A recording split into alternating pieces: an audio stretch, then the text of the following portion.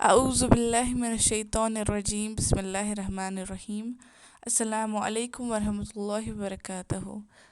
Today, our girl asked a question in front of Zakir Naik in Oman that like at the time nowadays the cartoonist makes the cartoon of prophet and we people, we Muslims cannot do anything.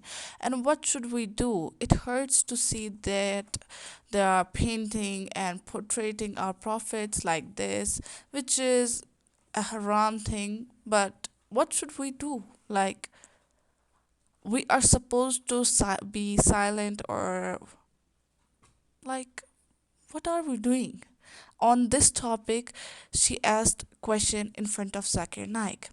And the Zakir Naik gave a brilliant answer to this question that what should we people do as a Muslims? Because what we are doing, especially see, whenever a cartoonist makes a cartoon of prophet, we doesn't even know about it. Some people know about it, but they don't talk about it. Even they if talk about it, they just talk about it for just 2 to 3 months, and then the thing is just over, and we don't know what we have to do further about this situation. Neither the pictures that were made of prophets in the France are like demolished. Nothing had happened to those portraits which were made in the previous times by some artisans. But what we do now?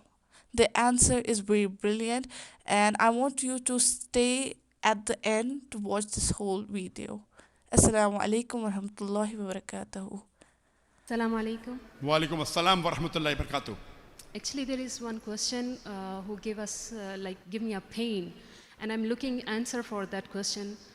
Like Prophet Muhammad sallallahu alaihi wasallam is rahmatul lil alameen.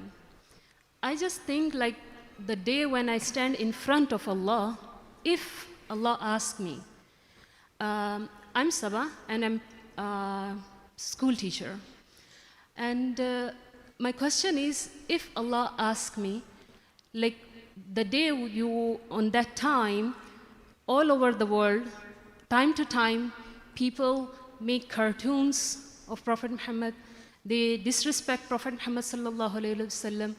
What did you do? I'm a normal person. I can't do, I feel helpless. And people use so-called freedom of speech. And when they did something wrong about our Prophet Muhammad sallallahu alaihi wasallam, it hurts us.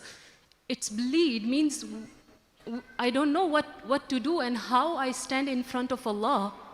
So that is my question, like what I do and how to handle this pain. And being a Muslim, what would I do? The sister asked a very important question, that what if someone abuses the Prophet, draws cartoons against the Prophet, insults the Prophet, it hurts you? Good. That's the sign of a mu'min. If someone abuses the Prophet, it doesn't hurt you, that means you're not a mu'min. If someone abuses the Prophet and nothing happens to you in your heart, then you are not a good Muslim. Very bad. If someone abuses the Prophet, the Rahmatul Alameen, something should happen in your heart.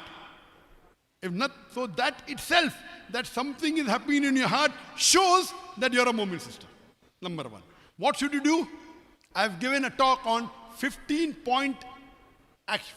action point for the Muslims when someone abuses the Prophet or attacks Islam. It's a full talk of mine of 1 hour. I can't do that now. But number one is that a Muslim should feel something in the heart. What he can do? 15 action point, doesn't have time. Number one least you can do is first, feel bad in your heart, number one. Object to the thing what's happened. At least object in your heart. Make an objection in your heart that what the person has done is wrong. What the Danish cartoon is wrong, number one. First you have to in your heart, go against the person who has done it, number one. Number two, try and spread it as much as you can, whether on the internet, whether on your Facebook, whether on your whatever you have. See to it that you spread your objection to the other people so that they know it is wrong. You can take from the internet books on the Prophet and spread it. You can distribute literature, you can distribute pamphlets, you can take a part in, I'm just saying fast. You can take a part in a protest. and you try and contact 10 most influential people that you know. You may know the manager of your building, no problem. Someone you know, phone them and tell them, my objection is there, see to it you convey to others. Who is 10 most influential? In my thing, okay, I've got some top people in the world. And I tell them, what is the government doing? I call the Prime Minister, I call the Minister. I'm a small person. But I know these people. I text them. It has shown wonders. He immediately writes a letter. Okay, take objection. Call the ambassador of Denmark. Call the ambassador of France. Good. So 10 people who are the most influential according to you in your list, you tell them. They may act or not is different. They may be small people. They may be a principal of your school. Tell him, there's the prophet. We have to do something. What you have done? Then if there's a protest, take part in the protest. But see to it is peaceful. And it goes on. If you can go and write an article, if you're good with the pen, okay. If you can go to the satellite channels, give an interview. If you own satellite channels, have programs against what has happened. Your social media may be blocked. When I wrote against Macron on my social media, my Twitter got blocked. What I wrote, only a verse of the Quran, that Allah will punish those people who curse the Prophet. Blocked. No problem. We start again. My Facebook was blocked in 2012. We got it after 6 months, 2013. Now, mashallah, in 10 years, it has reached 23 million. My Twitter gets blocked always. We are doing for sake of Allah. Then, on a higher level, this is the level of a layman can do. Contribute something. You can give 1,000 riyal, give 1,000, give 100, give 10, give 1 riyal. Whatever we can afford, contribute to the cause. We should have batteries of lawyers to see to it that you can make an international court of law against these people. Then, on a government level, we should make a protest against the ambassador of that country. Tell him what your country has done is wrong. If it's from France, make a gun. On a higher level, you can boycott their goods. I'm going level by level. Short.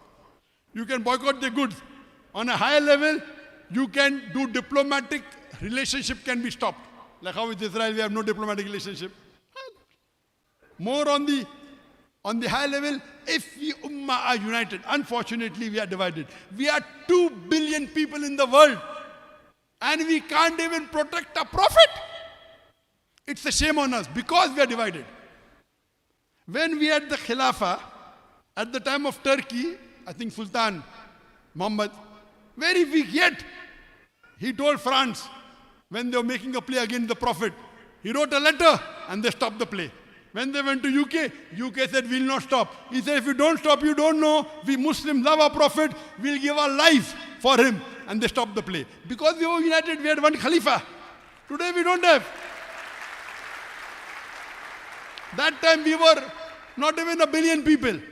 Today we are 2 billion people. Allah has given us the wealth. Today the Muslims are the richest in the world. Allah has given us the black gold. What is the use? Because we are not close to Quran and Sunnah. If we Muslims are united, will anyone have the guts to put the photograph of caricature of the Prophet on the building? The problem is, we love the kuffar more than Allah and more than our Prophet. We think they can protect us. We take protection from kuffar than take protection from Allah and His Rasul. We are afraid that if we object, they will put embargo on us. They will twist our arm. Let them twist. Allah is testing you. Allah tests everyone according to their level. What level Allah has given you as a teacher, are you doing your job? Allah will not question you whether that prime minister or that president of a Muslim country did the job or not. Did you do or not? Allah will question me. I as a speaker, Allah has given me this fund and knowledge. How to speak. He made me orator. I was a stammerer. Do I use my oratory power to support the Prophet or not? If I don't, Allah will take away from me. Who am I? So the problem is, we should have faith in Allah. We should have faith in the last and final messenger. And our Prophet said, anyone who does not love Allah and His Rasul more than himself, he is not a believer. Unless you do not love Allah and His Rasul more than yourself, then you're not a true believer. So the problem is, we are so much influenced by the Western world, so much influenced by the worldly things. We are so bothered, if I do this, what will be the consequences? If I do this, I'm a poor person, I'll be kicked out of the job, I'll lose my this, I'm a die, I won't be called again, this country will happen to this. Why are you bothered? You have Allah with you. On my WhatsApp status, it says, I am nothing without Allah. Before, Alhamdulillah, our organization in Bombay was the largest private Dawa organization in the world. We had more than 500 people working full-time only in Bombay. Then few hundred Chennai here, all over the world. Largest private Dawa organization. We consulted McKinsey. Do you know McKinsey? McKinsey. Who knows McKinsey here? MashaAllah. McKinsey is the expert organization in consultation. We consulted them about what will happen, I won't be there, how long will I live? So we consulted them and we were planning, okay, there should be someone who should be next good speaker, next administrator, and so on and so forth. We never planned. So we were planning, maybe after some years I will not be there, how should the organization continue? Indian government came after me, my organization was closed down. Everyone overnight stopped. Only one remaining, I and Allah. So we never thought the scenario that a full organization will be closed, but I'm with Allah. Imagine this is better. Full organization closed overnight. Hundreds of people gone. All our property taken. Millions of riyals gone, no problem. Hundreds of millions, sorry. Personal wealth gone, na? My family, my wife. We never even bat an eyelid. We say, what better thing can happen that our property is gone in the way of Allah, Alhamdulillah. And what happens? I'm with Allah and my Facebook increases, my YouTube increases. First my YouTube was 400,000, now it is 3.4 million. First my Facebook was 14 million, now it is 23 million. My Peace TV is continuing, Alhamdulillah. We don't require 500 people. As long as Allah is with you, khalas. So all the Muslims should see to it that we always follow the guidelines of the Quran and the Sahih Hadith. Hope that answers the question, sister.